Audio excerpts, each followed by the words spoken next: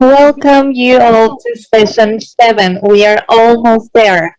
It's the last session, but it's not the least important.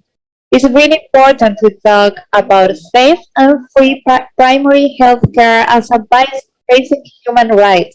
We are excited and honored to be joined by Dr. Neda Milevska-Kostova, PhD and Chair of IAPO, and we'll also have Anthony Tetel, Senior Advisor of Integrated Primary Healthcare, European Center for Primary Healthcare of the WHO.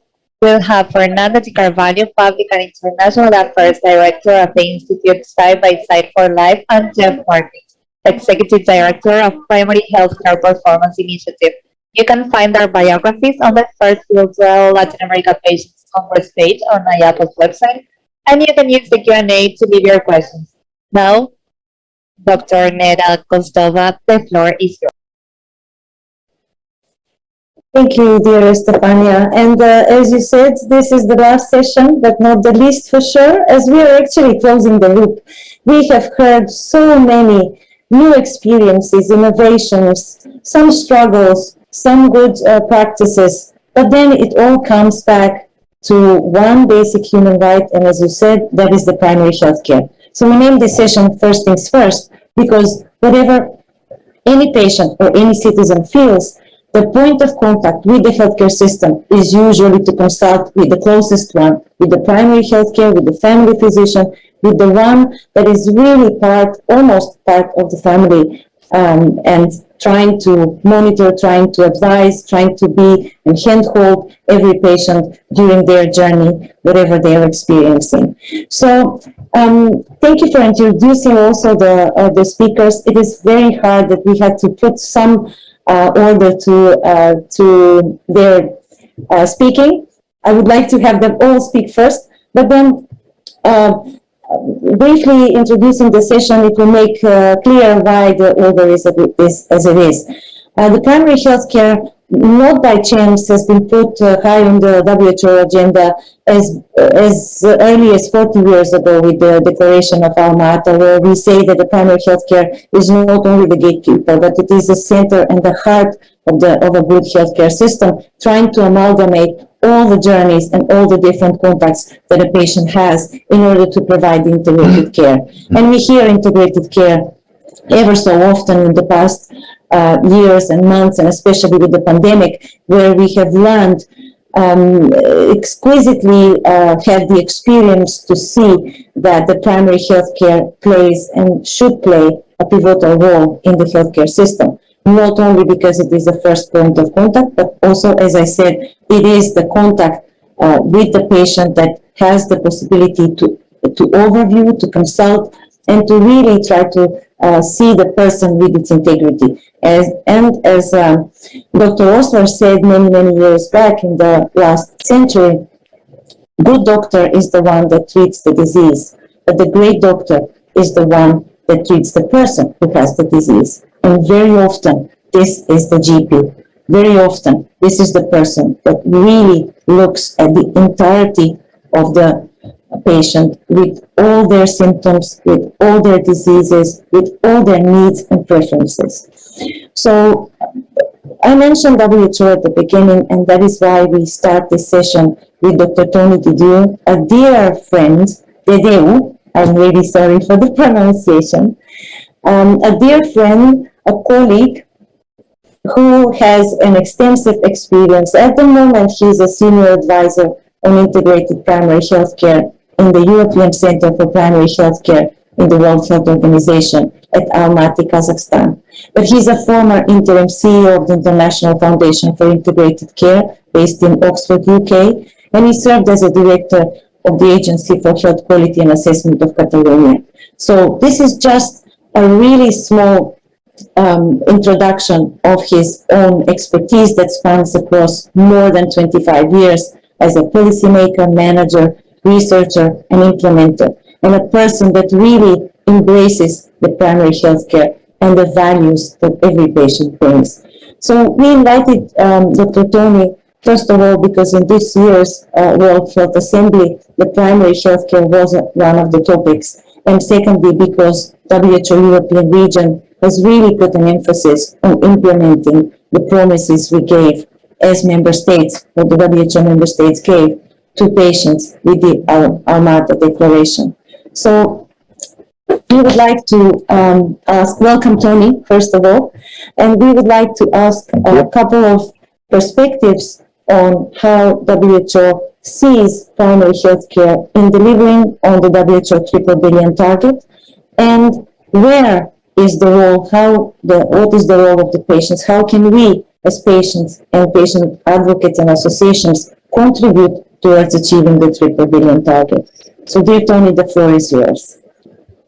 So thank you very much, Neda, and I'd like to say buenas tardes and good afternoon all, and thank you for inviting me. I'm very honored to participate in this very important event.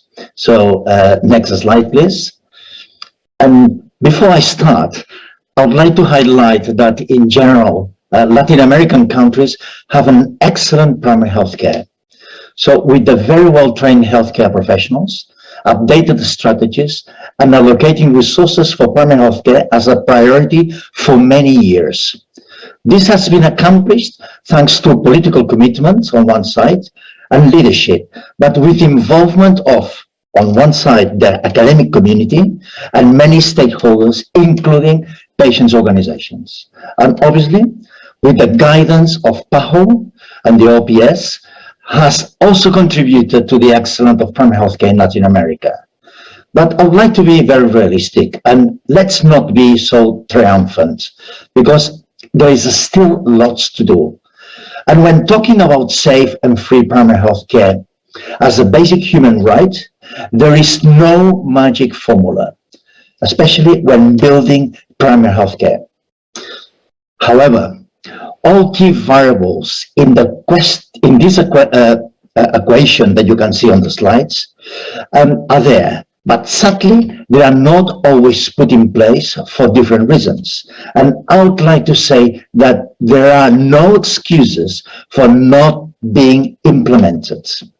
So we know how there are countries behind, but learning from others and with the guidance from the WHO, PAHO, UNICEF, and many other organizations, the equation that I'm putting on the slides should be completely safe, and primary healthcare should be a reality for all. Next slide, please.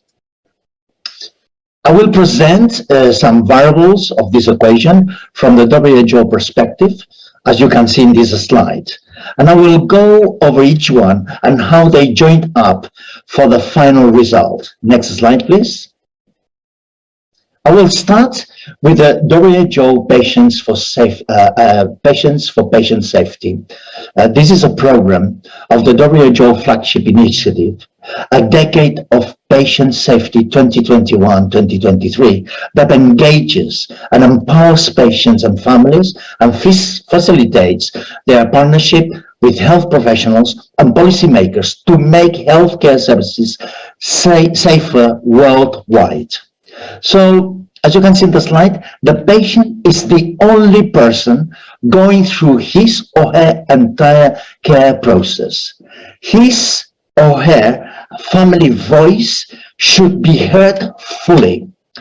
And patients and their families are the only constants in the increasingly complex healthcare systems. A patient may receive care from different facilities and multiple care providers from different disciplines. Every point in the care process contains some inherent risks, but patients are the most important repository of critical information which they can share and engage and empowered, especially when they are definitely engaged and empowered. So engaging patients and families who have experienced harm can provide insights and learning concerning health systems and the health system's failures. So patients and healthcare users' experiences and perspectives are needed in efforts to achieve integrated and people-centered health systems and services, and is therefore essential to ensure that their voices is heard in healthcare. Next slide, please. So I mentioned the Patients for Patient Safety program that was set up in 2005, and its vision expressed in the London Declaration is to engage, empower, encourage, and facilitate patients and families to build and participate in global networks, advocating, and this is the key word, for and partnering with the healthcare professionals and policymakers to make healthcare services safer, more integrated, and more centered for all. And this is one of the reasons, as you can see, that we are here. Because it is until the 28th of May 2019, so this is a very few years ago, at the 72nd World Health Assembly, that a resolution was endorsed by the WHO member states. The resolution that I'm talking about on the 2019 endorses the establishment of World Patient Safety Day to be marked annually on the 17th of September. I don't know if the country mentioning this day, and I'm sure that you all have these days in your calendars. So the 17th of September aims to increase public awareness and engagement, enhance global understanding, and work towards global solidarity and action in member states to promote patient safety. And the second thing is that the resolution urges member states actions. As you can imagine, I'm not going to read all, but as an example, the first urges member states recognize patient safety as a health priority in health sector policies and programs, making it an essential component for strengthening healthcare systems in order to achieve universal health coverage. So what do we understand by universal health coverage? So next slide, please.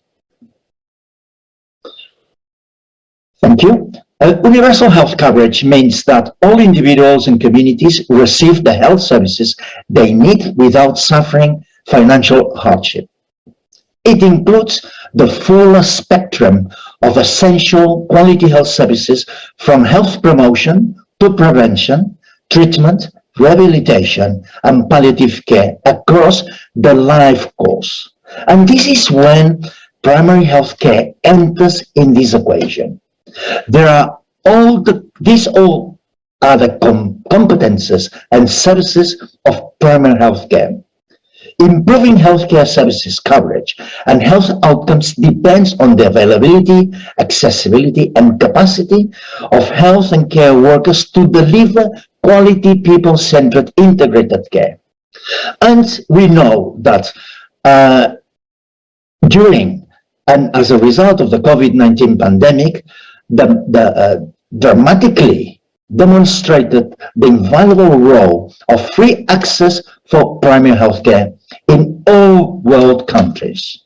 So therefore, investments in quality primary health care will be the cornerstone for achieving universal health coverage around the world. So universal health coverage emphasizes not only what services are covered, but also how they are funded, managed, and delivered. A fundamental shift in service delivery is needed, such that services are integrated and focused on the needs of people and communities. Next slide, please. So I think Estefania and Neda mentioned the Alma-Ata Declaration. So this is 44 years ago. The Declaration of Alma-Ata articulated primary health care as a set of guiding values for health development, a set of principles for the organization of health services, and a range of approaches for addressing priority health needs and the fundamental determinants of health. The ambition, which launched the Health for All movement, was bold. It assumed that enlightened policy could raise the level of health in deprived populations and thus drive overall development. However, the declaration broadened the medical model to include social and economic factors and acknowledge that activities in many sectors, including civil society organizations like the YAPO, for example, shape the prospects and improve health. Fairness in access to care and efficiency in service delivery were overarching goals. With an emphasis on local ownership, primary health care honored the resilience and ingenuity of the human spirit and made a space for solutions created by communities, owned by them, and sustained by them. Overall, primary health care offered a way to organize the full range of healthcare from households to hospitals with prevention. Quality important as cure. So I repeat it, with prevention equally important as cure, and with resources invested rationally in different care levels. So next slide, please. And then what happened 40 years later?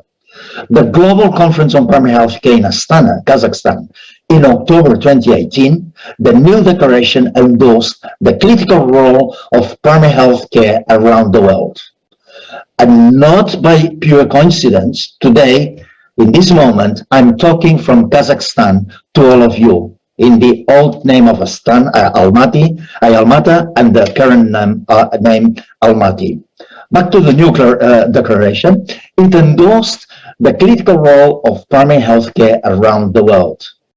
The declaration, this is the current one, aims to refocus efforts on primary health care and to ensure that everyone, everywhere is able to enjoy the highest possible attainable standard of health. The WHO Europe region produced a document pretty recently that you can see, I think you can see it on the right of the slides, on a reflection of primary health care going back to the Alma-Ata Declaration and how to transform the future. The report accounts for the progress made in primary health care in the European region over the past 40 years and shares examples of national innovations in delivering primary health care. I highly recommend it to read it, as it reflects practical examples of implementation of some of the recommendations from the Alma-Ata and Astana Declaration, and they are perfectly scaled up to any other countries in the world. The examples showcases challenges worldwide, such as aging population, non-communicable disease risks, risk factors, including injuries and disabilities that dominate the disease burden, and despite all the efforts, inequalities in healthcare are still widening. Citizens have great expectations regarding comprehensive, person and people-centered and responsive care, and the global financial crisis continue to have an impact on the people and every citizen in the world. So next slide, please. So, as I said, many countries are progressing in various components, and they are all related. So, in this slide, you can see the key components of the Astana Declaration. The first one, integrated health services, with an emphasis on primary care and public health functions, meeting health needs through comprehensive, promotive, protective, preventive, curative, rehabilitative, and palliative care through life, by prioritizing key health services through primary health care and essential public health functions as central elements of integrated health services. And here comes my personal reflection and brings me back of one of my first statements, where patient is the only person that's going through his or her entire care process. It doesn't matter how the health system changes, the person is the center of all the processes. The second one is the as you can see in the slide, is the multi-sectoral policy and action, systematically addressing broader determinants of health, including social economic, and environmental factors, as well as individual characteristics and behaviors through evidence-informed policies and actions across all sectors. And my personal point of view, health services that respond to patients and populations' needs are the ones that they are most successful. And the third component here is empowered people and communities, empowering individuals, families, and communities to optimize their health as advocates of policies that promote and protect health and well-being, and as co-developers of health and social services. This is very, very intensive and gives a special role to all the patients. Next slide, please. And for the primary healthcare approach to be translated into primary healthcare results, a number of strategic levers and operational levers must be considered as seen in this slide. For patients and populations at large, the strategic level of engagement of communities and the other stakeholders is fundamental to be developed.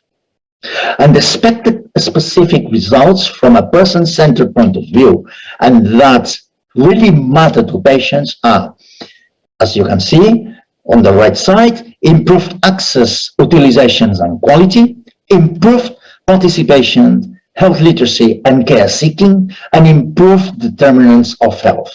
Next slide, please. As I have already mentioned, building on the previous World Health Assembly resolutions, through the Declaration of Astana, member states reaffirmed their commitment to primary healthcare as a cornerstone of sustainable health systems for the achievement of universal health coverage and the health-related sustainable development goals. Here is when we can see how we are joining the dots of the equation that I started mentioning at the beginning of my discussion. So where are we on these commitments? Next slide, please. So as you can see in this slide, the components of the equation are taking shape and they are all interrelated. Next slide, please. So, and to be able to make evidence-informed policies, we need to measure, we need to monitor, and we need to evaluate primary healthcare with a wide range of dimensions, including indicators and of outcomes and impact of interventions. And I invite you to have a look at the primary healthcare measurement framework and indicators that are seen in this slide. And patients' perspective is reflected in many dimensions and indicators in this framework. And reporting and evaluating primary health outcome, patient health outcomes and patient experiences will enable the adaptation of primary health care to patients' needs. Next slide, please. And finally, to conclude, what will the determinants of health for this century be?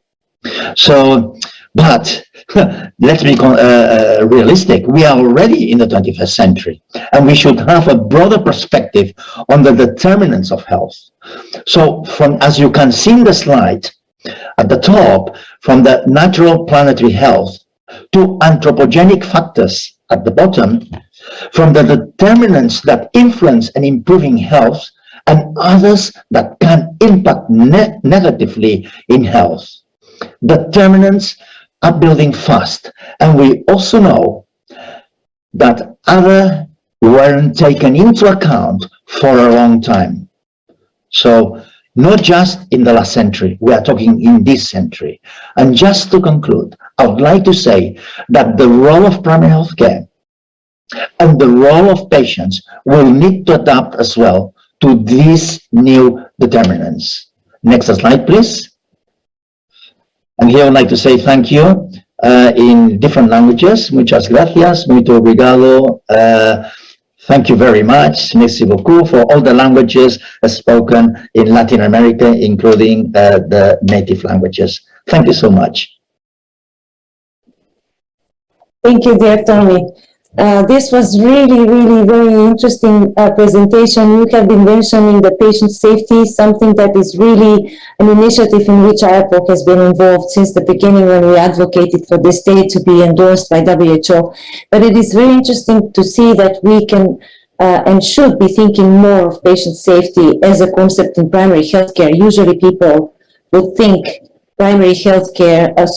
usually people would think patient safety equal hospitals, surgeries, blood safety, and so on. But actually, in primary healthcare, we also need to be aware of this concept. And patient advocates and patient organizations alike can engage and use this opportunity to improve the quality as well and safety of the primary healthcare. So thank you very much for this. And Tony has really showed us what is the perspective of WHO as the holder of the global health agenda compass, if you would like, for how the countries should behave or where they should be aimed at, and what are the policies enabling the citizens or patient organizations to get involved.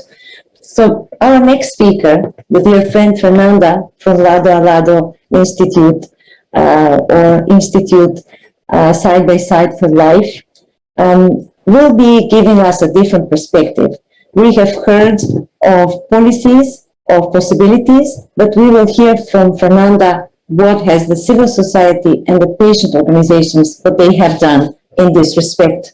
Just briefly about Fernanda. She is currently serving as Public and International Affairs Directors at the Institute Side by Side for Life, but she is otherwise a very experienced journalist and specialist in stakeholder engagement and reputation management, and was therefore invited to join the Institute in 2018 because she is very skilled at creating strategies that promote positive impact on public policies and contribute to sustainability of Brazil's healthcare system.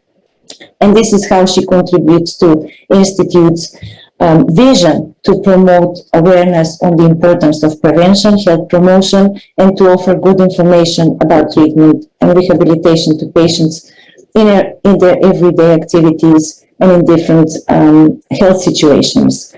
So without much ado, I would like to invite you, Fernanda, to share your experience. It's a very interesting one. I'm really inviting everyone to listen carefully because it is a real action from the bottom, from the ground.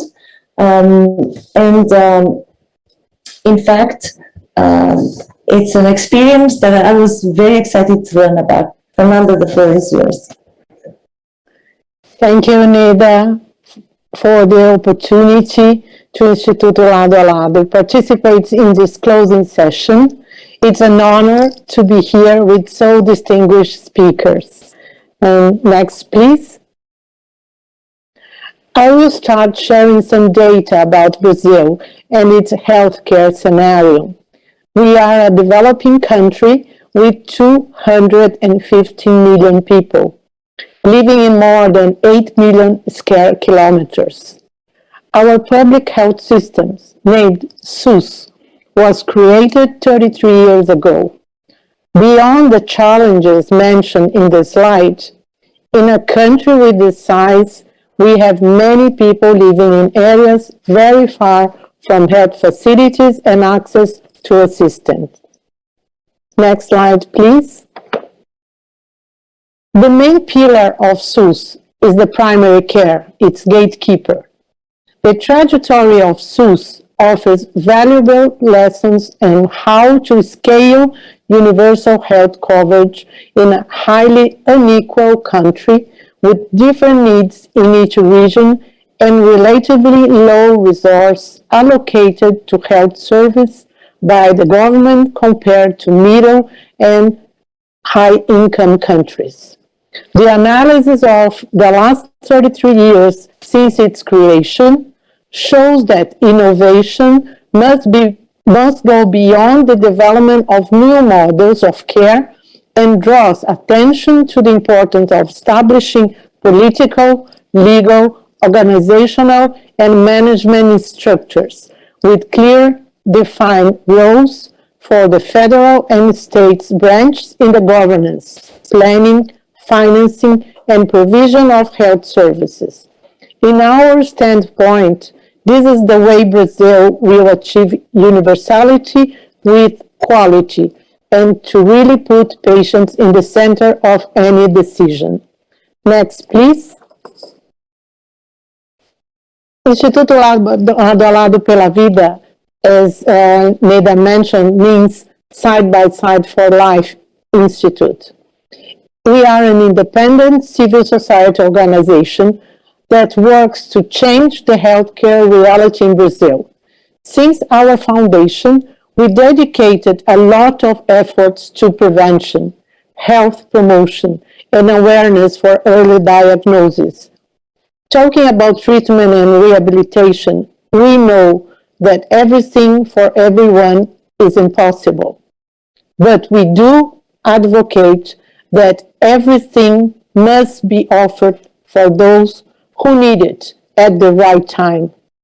We believe that an open dialogue without hidden agendas with policymakers and public and private managers is quite relevant, and we are constantly investing in learning and dedicating time to build up long-term partnerships with academy, sponsors, and international organizations such as PAHO, CISAM, Global Heart Hub, King's Fund, and our host, IAPO.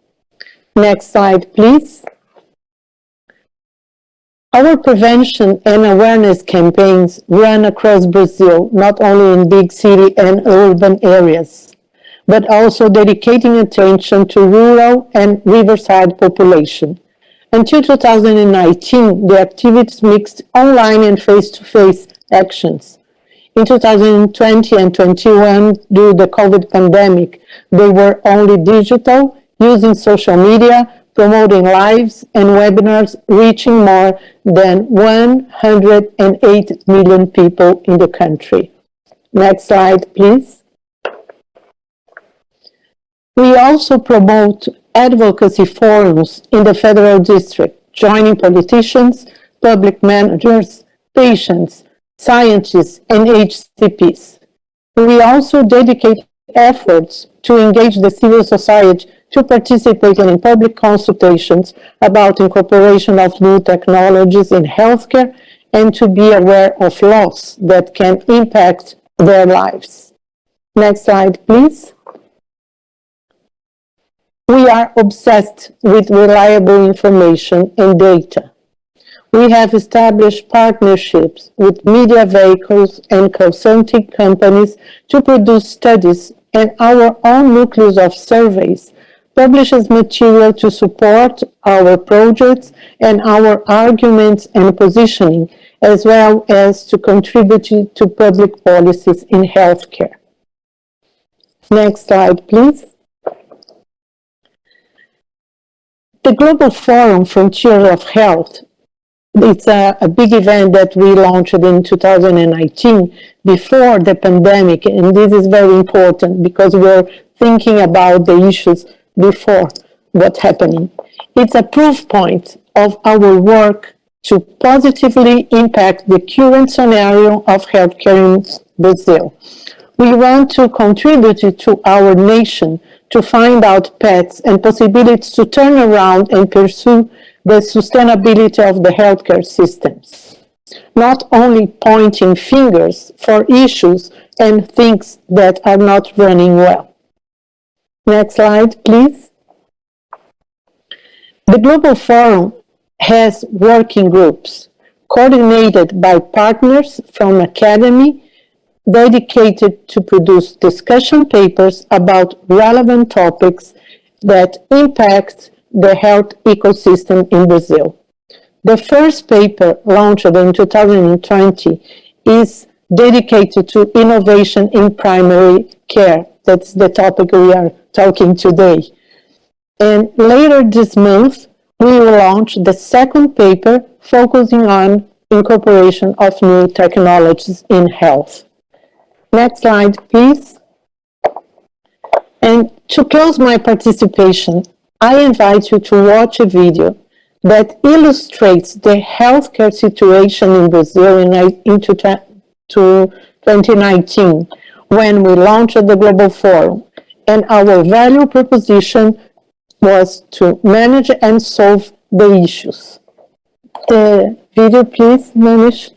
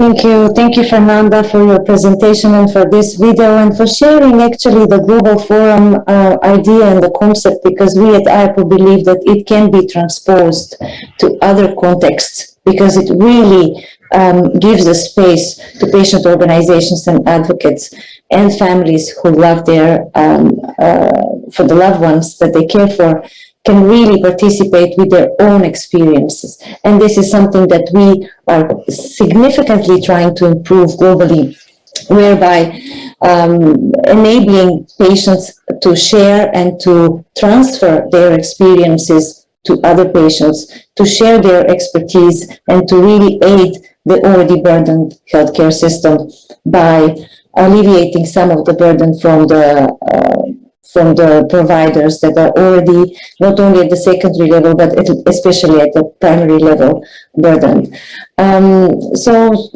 We have so far heard from Dr. Tony the top-down or the policy enabling environment perspective, and we had then heard from Fernanda of how the civil society takes the lead in trying to contribute to the integrated healthcare, to the better healthcare, especially at the primary level.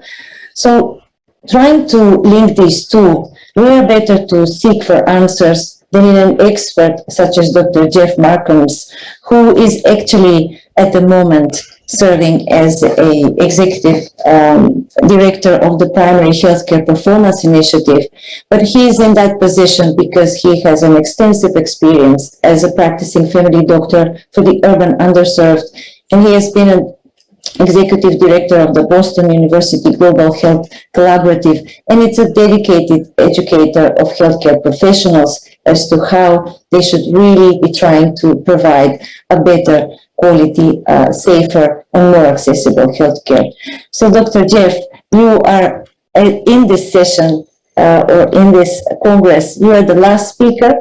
Possibly your messages will be remembered by everyone most vividly.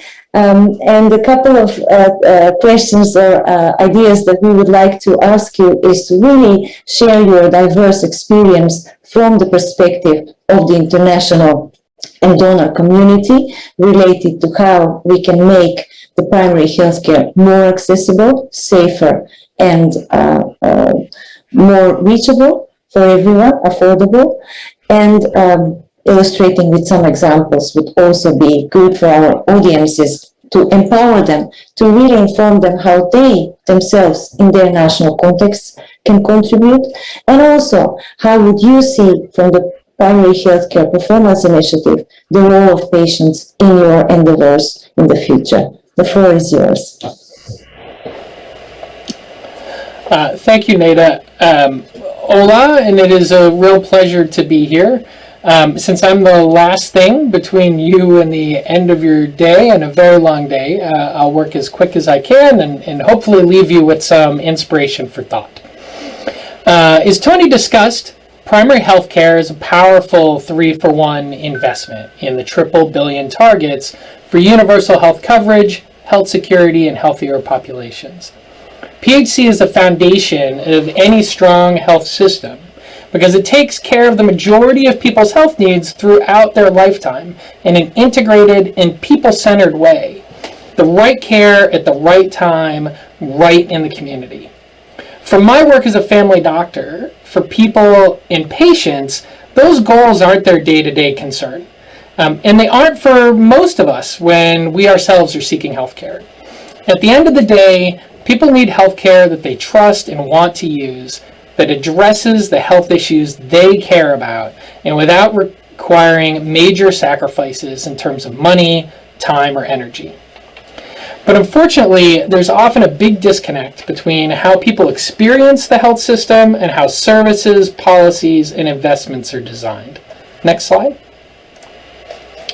During the COVID-19 pandemic, for example, many decision makers focused, rightly, on the emergency situation, rolling out policies or services specifically focused on COVID-19 alone. We can't just focus on what services are delivered, but how they're delivered to people and communities as well. During COVID-19, this resulted in many missed opportunities, from challenges with vaccine uptake to disruptions and gaps in essential health services, all of which cost lives and livelihoods. This also showed we can't wait for a crisis to hit to begin investing in strong primary health care and building that relationship with people and communities. As a family doctor, my colleagues and I are always striving for the version here on the right, providing coordinated, comprehensive care for the specific patient in front of me. COVID-19 and the often dysfunctional approach we took to it really interfered with this, leaving many health workers like myself sitting on the sidelines, able and willing to help, but prevented from being able to do so. And so as much of the world exits this acute phase of the pandemic, a patient-centered primary healthcare approach should be the basis for plans to reshape future health systems. Next slide. While efforts to strengthen primary healthcare must be first and foremost led and owned by countries, international donor communities have a huge opportunity and a responsibility to help push change in the right direction. We need to be investing more and better in primary healthcare, prioritizing quality, people-centered care that people trust and want to use, harmonizing investments, programs, and data to support a more integrated PHC approach. Support health workers in delivering primary health care and ensure that they're well-resourced, supported, and motivated to provide quality care, and be listening and responsive to communities and countries, and most importantly, people's specific individual needs. Next slide. Of course, we can talk all we want, but when it comes to ensuring action and accountability, we absolutely have to make sure we know how to track our progress across all of these areas.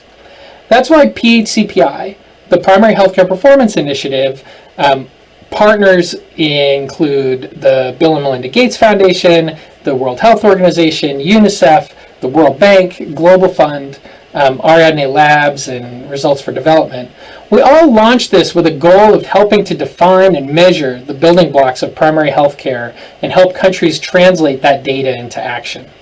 In 2018, we partnered with several countries to publish the first vital signs at Astana and offered an actionable snapshot of strengths and weaknesses in primary health care across 4 pillars: financing, capacity, performance, and equity. Next slide. After partnering with more than 23 countries to develop a vital signs profile, last year we shared a digital report summarizing key trends and lessons learned from our work over the last few years. I won't go into too much detail here. You can see the link on the screen if you want to learn more, but we'll share just a few of our findings. Next slide. We saw further proof that measuring what matters is key to accountability, and equity, as you see here, is the perfect example. Across 23 countries, we saw that disparities across several areas: financial barriers, coverage of MCH services, and under 5 mortality, and an assortment of social determinants such as wealth, gender, education, and location, were varied but significant across all countries, with wide-ranging profiles from country to country. This showed us that targeted solutions for one inequity will not necessarily provide improvements for all. And the only way you can know for sure if you're leaving people behind is by counting everyone and examining the system from multiple angles. Next slide. And there's a lot more we need to learn and know in order to leave no one behind. For example, quality was one area where major data gaps still remain, which makes it very difficult to pinpoint specific areas of attention and mobilize investment. As you see here, reviewing our own vital signs profiles, only 45% of the total desired indicators across countries had data available. That's less than half.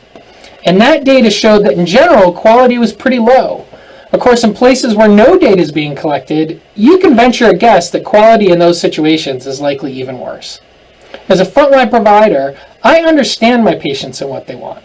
It's all well and good to say I should be giving vaccinations, monitoring their diabetes, screening them for disease, but if I can't provide for their needs and with sufficient quality, patients aren't going to let me do those things. If you come in for a headache and all I'm worried about is your blood sugar and if you got your vaccinations and the next screening test that I need to run, you aren't coming back to see me. And if you think I treated you poorly or you were getting bad care, I definitely won't see you again, and I won't have the opportunity to do all those other important public health measures. The challenge is that what we choose to measure often says a lot about where our priorities lie. And without strong demand to collect and report information like this on quality, it doesn't rise to the top of the priority list. advocates can play an important role in asking that at the bare minimum, leaders look for answers about things like quality of care. Next slide. Another important take-home was that challenges are different for every country. This is a spider plot showing the 23 countries with VSPs and how they're performing in the various pillars of PHC. And the thing to see here is just that they're all quite different. Every country's path to strong PHC should be tailored to maximize local resources and impact. Our past work has shown what's possible when we work together to use data and target investments and strengthen the delivery of primary healthcare globally. Colombia was a country that was using PHCPI's vital signs profiles, and during the pandemic, we partnered with the World Bank and PAHO on a report about how Colombia's PHC system weathered the pandemic. They had very good strengths of their primary healthcare system, but we found it wasn't being used to maximum effect in the pandemic. And so combining PHC measurement tools with global support helped provide recommendations and policies for Colombia's government to improve health services, an approach that holds true for all countries and global stakeholders embarking on efforts to strengthen UHC. Next slide. Overall, we still need more and better PHC data on a global and subnational scale, and this is a really exciting time to push for progress on this front. As Tony mentioned, we're so excited to welcome the launch of the WHO-UNICEF Primary Healthcare Measurement Framework and Indicators, which represents a pivotal turning point for PHC measurement and a chance for all countries to step up their investments. Next slide. And so, where can patients, caregivers, and patient advocates fit into this picture? This is something I'm personally very passionate about in PHCPI and in the other hats I wear. The bottom line is, if you aren't meeting people's needs, the health system won't be able to do its job. From some of my past work across different cities and regions in Vietnam to my work in Boston, we consistently see that if people and patients aren't getting the quality care they need at the primary healthcare level, one of two things can happen. They go to the hospital system or they seek out private healthcare. Over time, this creates a vicious cycle where people are voting with their feet away from PHC and resources and investment often follow. This doesn't mean primary healthcare inherently doesn't work. It means there was a gap in investment and the public delivery of those services to begin with. So one example of patient empowerment in my work with colleagues in Vietnam, who you see here. These are family doctors working on the front lines of care. In Vietnam, the country did an amazing job of creating nearly 11,000 commune health centers with great geographic access and staffing those up, nearly 70% with a doctor and almost all the remainder with at least a nurse. But due to training inadequacies, insufficient equipment and supplies, the quality of care was poor, and patients and communities knew it. So patients who could afford it basically chose to bypass those centers and either went to the central or provincial hospitals, hopelessly overcrowding them, or went to a local private provider, often a subspecialist providing primary care out of their home clinic. Together, my colleagues recognized Vietnam needed a better way, and so we came together to develop more robust accredited family medicine programs to train new providers and retrain existing ones on the delivery of high-quality comprehensive care. We worked with the government to develop and pass policies to better support the utilization of these improved providers. And we solicited donors to help us build new model health centers as centers of excellence that could be used as exemplars for the transformation of care across the country. And finally, deliver the care that people wanted and needed. Another example of my work from Boston, I take from community health centers.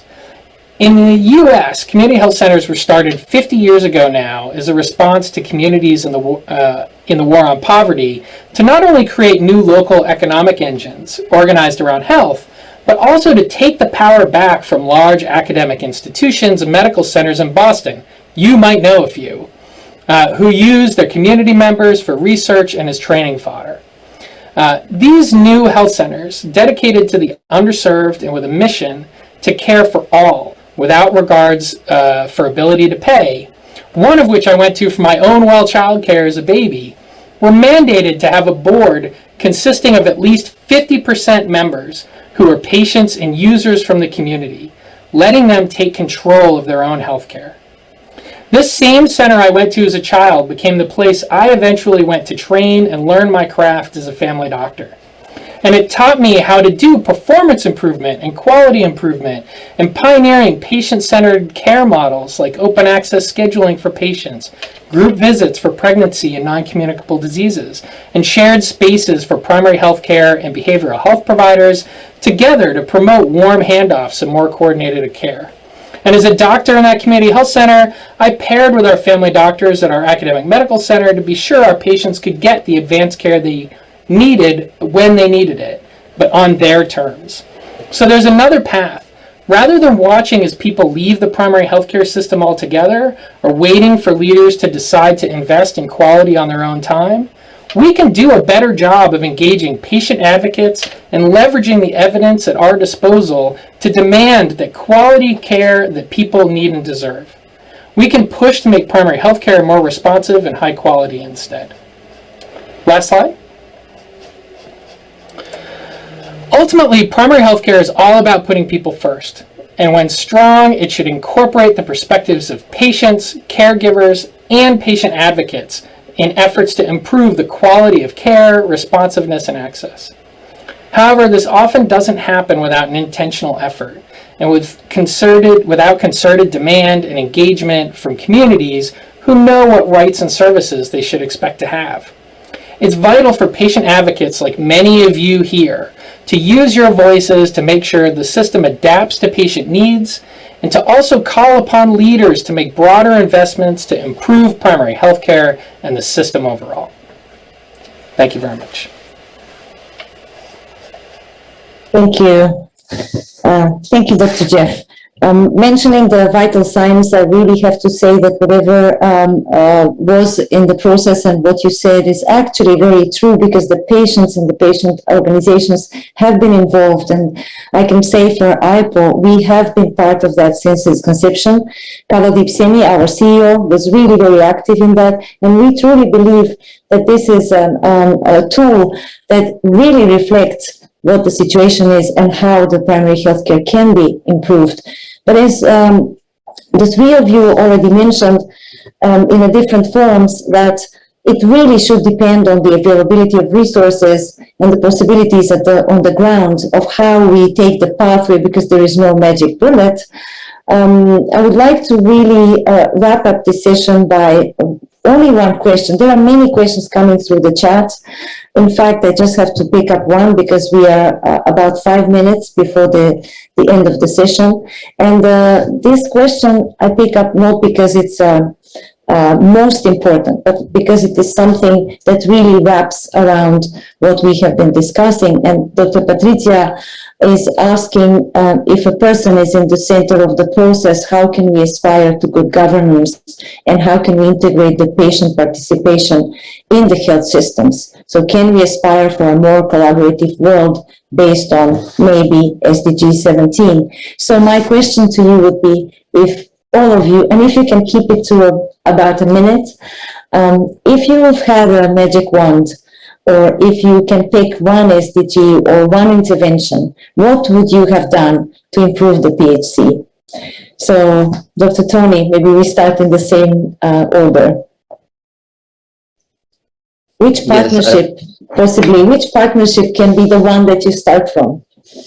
Well, obviously, I'll start engaging the patient organizations in the equation that I was talking is very important. As I put in my last slide, the determinants of health for the 21st century, I think if we exclude the citizens, the individuals, so any design of the future strategies for primary healthcare, they will fail.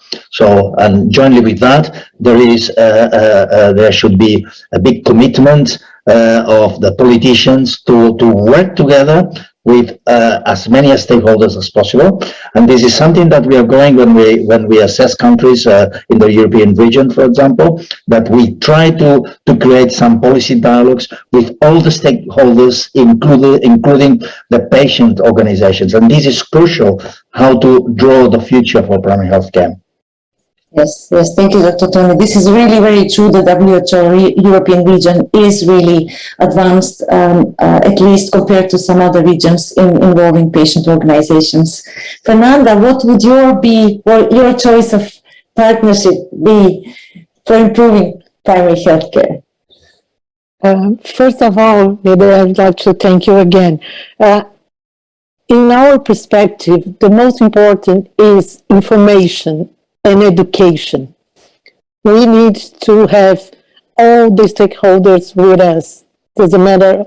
We would like to be a big voice asking for everybody to work together.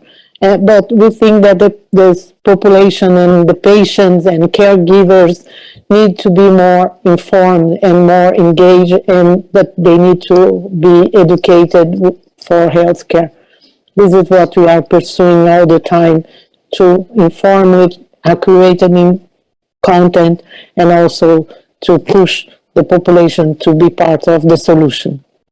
Yes, thank you very much. I actually cannot agree more of what you're saying, that we should all try to act upstream, because health comes 80% or nearly 80% from outside the healthcare system, and primary healthcare can really help us to promote a better health as it has a perspective on all the health and the life of patients. Dr. Jeff, you are sending the last message. What is for you the most valuable partnership to start with? You know, there are so many different parts of the health system in primary health care, and as a health provider, I'd love to say, with my magic wand, I would make a primary health care provider who can provide skilled, comprehensive services for every person. But the truth is that I know that that's not the only part of the health system, even as important as I appreciate it is. And that ultimately, things won't get done if we don't measure those things. And so my magic wand would say we're measuring quality of care for everyone. Until we start measuring quality of care, it won't become a priority for patients. And ultimately, I think that's what patients care most about, is whether they're getting the good care they need when they need it. So that's what I would use my magic wand for. Thank you so much. And I really think that we are thinking so much alike, because the primary healthcare framework has been mentioned both by you and Dr. Tony. And that is really, if we start to read it carefully, we can see that also patients are involved there. And there are some aspects of it saying we should really ask regularly patients of how they feel about their care and to measure the quality of the healthcare. So I would like to end the session by thanking you, but also reminding every participant of our upcoming collaborations and webinars to expand on the other questions that have been asked in the chat, but also on the survey that we will be launching soon on the quality of primary health care, the perceptions of the providers and the patients of how COVID impacted the patient-provider relationship, and then we discuss and take it from there how patient organizations and advocates can contribute at the national level to advise their governments to take it forward.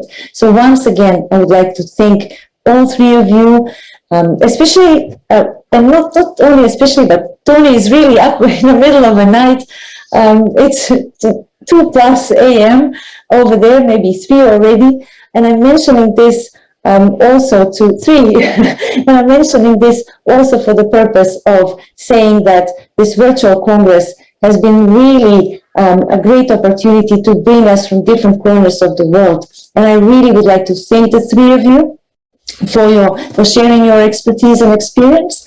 And I would like to thank all the participants for staying up with us, especially from Europe and maybe Asia, for staying really during the middle of the night. And we have some participants from there. And we hope to see you as the speakers to our next sessions, but also to see you in other venues where we as IPO can contribute to your activities in improving primary health care. And until next, thank you once again. Ms. Stefania, the floor is yours.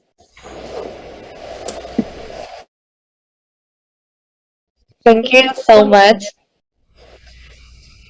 the 4 of you. And now I have to make a small summary. Today we were talking about efficiency, early diagnosis, treatments, rights, and obligations that we have, the importance of raising our voice so that we can be heard, improving public policies that are not only about the state, but the rules that we need when we live with a disease. We were talking about talking to young people so that they can be part of this movement. So we are patients and we need to work to be at the core of the health system as we've heard.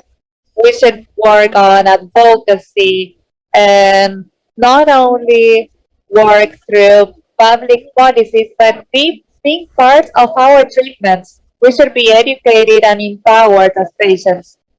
We shouldn't give up. We should give visibility to some things that sometimes are not seen as rare diseases. As Mark Radoni would say, we should be patients that make noise. We should raise our voice. And we should take into account the indigenous populations that were so represented today. And last, language should not be a barrier in this world because the health is a universal right. So language shouldn't be a barrier.